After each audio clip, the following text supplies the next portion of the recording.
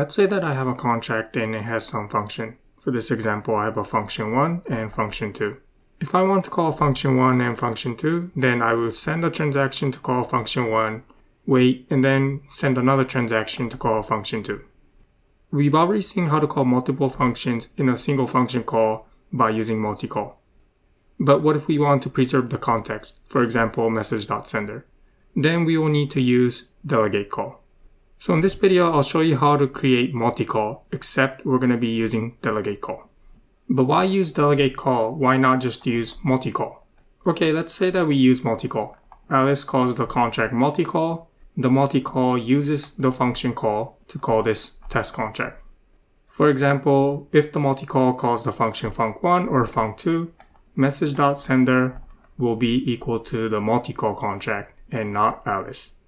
But let's say that we want to do a multi-call, except that we want this message.sender to be Alice. Then we will need to use Delegatecall.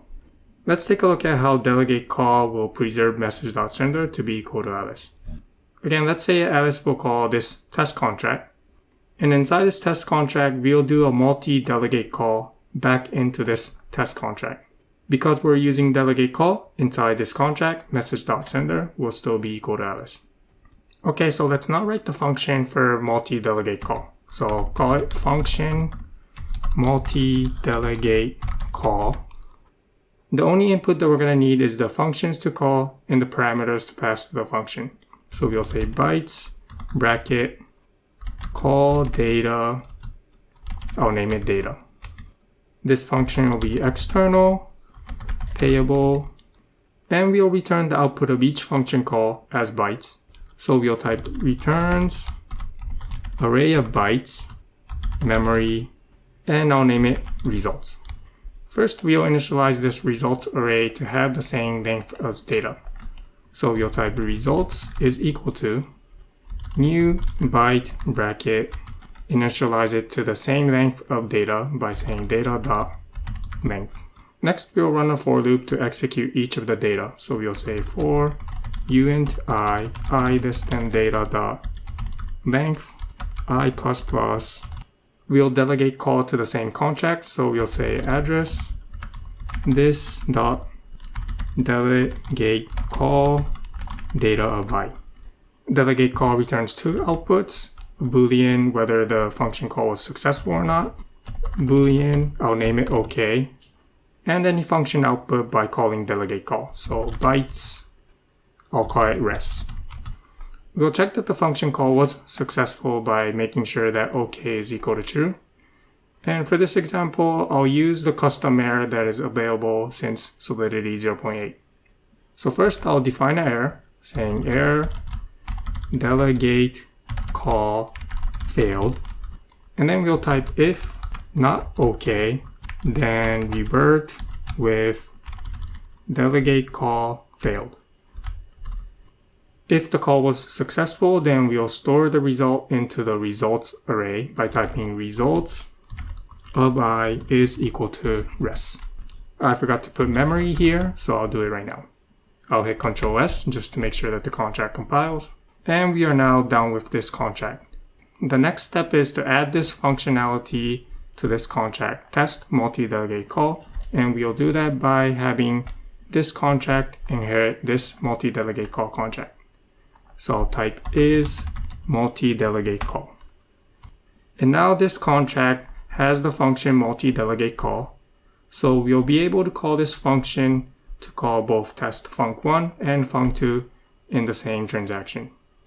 Now to use multi-Delegatecall, we need to prepare the data. Call to function 1 with these parameters and call to function 2 must be ABI encoded. So I've created a helper function to ABI encode the function call to func1, passing in the parameter uintx and uinty, and also ABI encode func2. We'll compile the contract and then execute multi-Delegatecall to call func1 and func2. I'll hit Ctrl S to compile the contract, and then we'll deploy test multi-Delegatecall and the helper contract. Scroll down and then open both contracts. To call multi-Delegatecall, we'll need to prepare the data. So to call func1, the data, for the input, I'll pass in 1 and 2. and get the data. That is the data that we need to paste in here. And for func2, that is the data that we need to pass in here. So next I'll prepare the data for multi-delegate call by typing brackets, double quote, paste the data for the first function call, and then paste the data for the second function call, and then close the brackets. And then we'll call multi-delegate call. The transaction was successful, so I'm going to open the transaction logs and look for their logs. You can see here that the event log was emitted for func1, and the caller is this address, starting with 0x5b3. If I scroll up, you can see here that it matches this account. So message.sender is this account. Now scrolling down a little bit further, you can see that func2 was also called, and message.sender is also equal to this account. Now if we were to use multi-call to call func1 and func2, then message.sender will not be equal to this address. It will be equal to the contract address of multi-call. So that is the benefit of using delegate call to batch function calls. Now, multi-delegate call can be a dangerous contract to add to your contract. Let's take a look at an example. Let's say that inside this contract, I have a function called mint, and it increments the balance of message.sender for the amount of ether that was sent. Let's see what happens when we have multi-delegate call with this function mint. And I've also added a function getMintData to get the data to call the function mint with multi-delegate call. So I'll compile the contract and we'll redeploy these contracts. And then I'll show you an example of calling mint and how it introduces a bug. So we'll deploy test multi-delegate call and the helper contract again, scroll down, and then open the two contracts. For this example, we'll call multi-delegate call and call the mint function multiple times. So we'll get the data for getMintData, and that is the data to pass to multi-delegate call. And we'll call multi-delegate call on the mint function 3 times. So I'll prepare the data, bracket, the call data for mint, paste it 3 times. And when we call the function mint, we'll say we'll send 1 ether. Scroll down and then call multi-delegate call. The transaction was successful. So let's check the balance of the user that just called multi-delegate call. Remember, we just sent 1 ether. And if you look at the function mint, then our intention is that the balance of message.sender increases by the amount of ether that was sent. And we sent 1 ether. Scroll up, so I'll copy this address, and we'll check the balance. Notice that this is not 1 ether anymore. This is 3 ether. So what happened? When we use multi-delegate call to call the function mint 3 times, message.value is 1 ether since we only sent 1 ether. Message.sender is this account over here.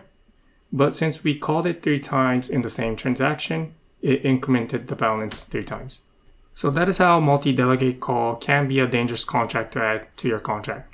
It is also a useful contract, so if you wanted to add to your contract, be sure to review your contract before adding it.